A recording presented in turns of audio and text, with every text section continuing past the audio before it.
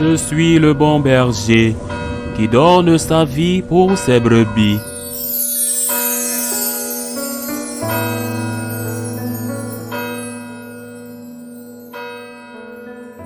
En ce temps-là, comme les disciples de Jean le Baptiste et les pharisiens jeûnaient, on vint demander à Jésus, pourquoi alors que les disciples de Jean et les disciples des pharisiens jeûnent, tes disciples en revanche ne jeûnent-ils pas? Jésus leur répondit, les invités de la noce pourraient-ils jeûner pendant que l'époux est avec eux? Tant qu'ils ont l'époux avec eux, ils ne peuvent pas jeûner. Mais des jours viendront où l'époux leur sera enlevé. Alors ce jour-là, ils jeûneront. Personne ne recommode un vieux vêtement avec une pièce d'étoffe neuve. Autrement, le morceau neuf ajouté tire sur le vieux tissu et la déchirure s'agrandit. Ou encore, personne ne met du vin nouveau dans une vieille outre, car alors le vin fera éclater les outres, et l'on perd alors à la fois le vin et les outres à vin nouveau, outre nouveau. Acclamons la parole de Dieu. Notre Seigneur n'est pas contre le jeûne. Les chrétiens l'ont toujours pratiqué. Je ne dis pas tous, ni tous les jours, mais je dis au long de l'histoire, tout au long de l'histoire, certains saints l'ont pratiqué de manière très extraordinaire. Je pense par exemple à Saint François d'Assise ou à Saint Pierre de l'Alcantara. Le jeûne est un élément de l'accès chrétienne qui sert et qui a pour objectif principal le contrôle de son propre corps pour mettre tout ce que nous sommes, y compris donc notre corps, pour le mettre au service du Christ, pour nous aider à contrôler nos instincts et pour surmonter les tentations. Le jeûne a toujours été, et je le répète tout au long de son histoire, un élément demandé par l'Église, en l'occurrence de nos jours, avec l'obligation de l'accomplir, sous peine de s'y conformer, de mettre ou de commettre un péché mortel.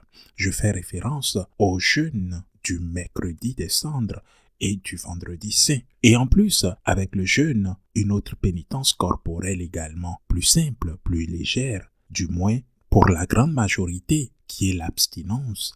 L'abstinence qui consiste à ne pas manger de viande. Dans certains pays, ils disent que le poulet n'est pas de la viande. Eh bien, le poulet est de la viande partout, quel que soit le pays où de telles absurdités sont dites. Ne mangez pas de viande comme forme de pénitence. Et par conséquent, en offrant au Seigneur le sacrifice que cela entraîne, l'Église oblige l'abstinence tous les vendredis de l'année, mais permet que certains vendredis, en raison des circonstances de l'abstinence, c'est-à-dire ne pas manger de la viande, puisse être changé contre une autre abstinence. C'est l'enseignement de l'Église. Les vendredis du carême, l'abstinence est obligatoire, même sous peine de péché mortel, bien sûr, avec des exceptions liées à l'âge ou à la santé. Mais le jeûne et l'abstinence comme moyen d'exercer l'ascétisme, la maîtrise de soi, pour être davantage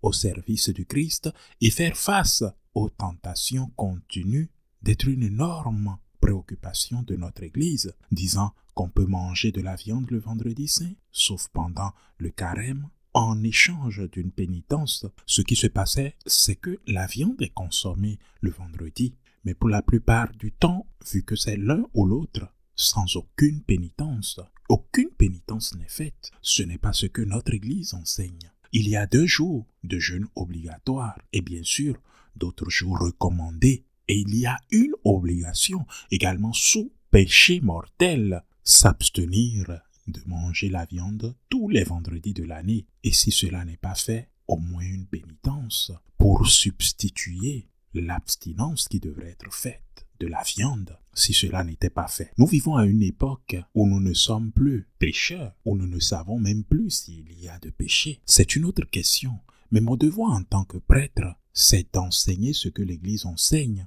et c'est ce que l'Église nous enseigne. Vous allez manger de la viande le vendredi? Eh bien, je trouve ça merveilleux. Je ne dis pas le vendredi de carême, je dis les vendredis de la semaine. Hors du temps du carême, je trouve merveilleux que vous mangez de la viande ces vendredis. Mais vous devrez faire un sacrifice lié à quelque chose dans votre corps, quelque chose qui vous coûte. Vous pouvez voir vous-même ce que vous allez choisir comme quelque chose qui puisse remplacer l'abstinence de manger de la viande, ce que vous n'avez pas fait. Vous pouvez faire des sacrifices, par exemple, ne manger qu'un fruit ce jour-là, ou ne manger qu'un seul plat. Mais vous devrez faire un sacrifice de quelque chose de votre corps, quelque chose qui vous coûte. Se lever plus tôt, par exemple. Je dis cela comme un enseignement de l'Église, pas comme un de mes enseignements, mais c'est ce que l'Église enseigne. Et je n'invente rien. Il est vrai que cela fait tellement assez de temps qu'on n'en parle pas.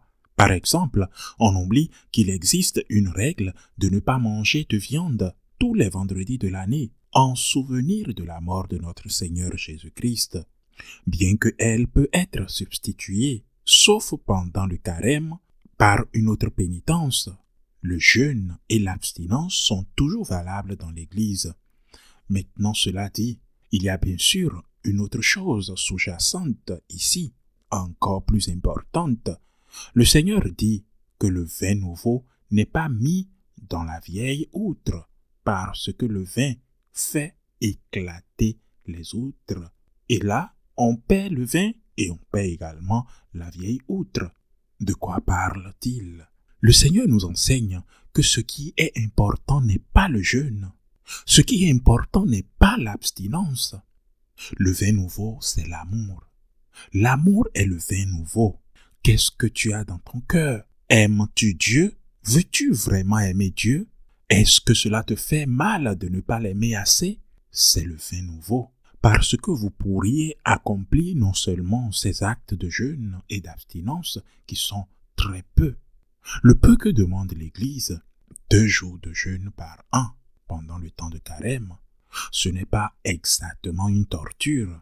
Vous pourriez accomplir cela, mais le faites-vous? Cependant, si vous le faites et qu'il n'y a pas d'amour, cela ne sert à rien. Et Saint Paul le dit très clairement dans la lettre aux Corinthiens. Même si je livrais mon corps aux flammes, s'il n'y a pas l'amour, cela ne sert à rien. Je suis comme une cymbale, une cloche qui sonne, dit Saint Paul. S'il n'y a pas l'amour, tout ce que je fais ne sert à rien.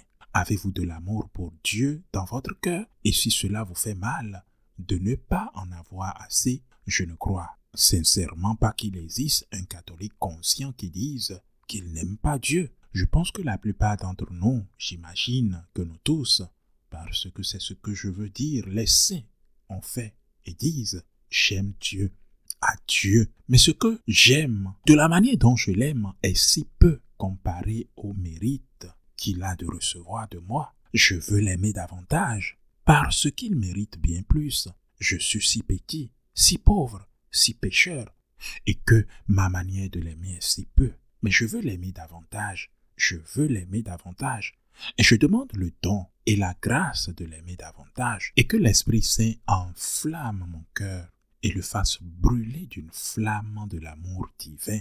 Quand il y a ceci, alors je fais aussi l'autre.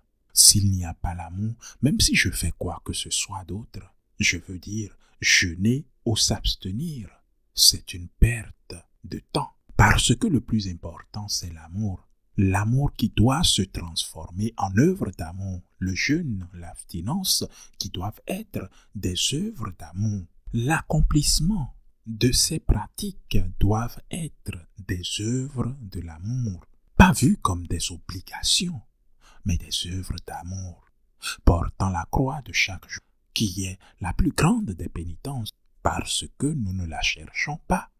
Mais c'est une croix qui nous est donnée. Je prends aussi un autre exemple, la générosité de l'aumône. Le temps consacré à être seul avec le Seigneur dans la prière, tout cela est l'expression de la flamme de l'amour vivant qui doit naître dans notre cœur. Cela doit être dans notre cœur et cela doit nous brûler le cœur. Demandons au Seigneur que notre âme soit une outre nouvelle pour accueillir le vin nouveau qui est le vin de l'amour de Dieu. Ainsi soit-il.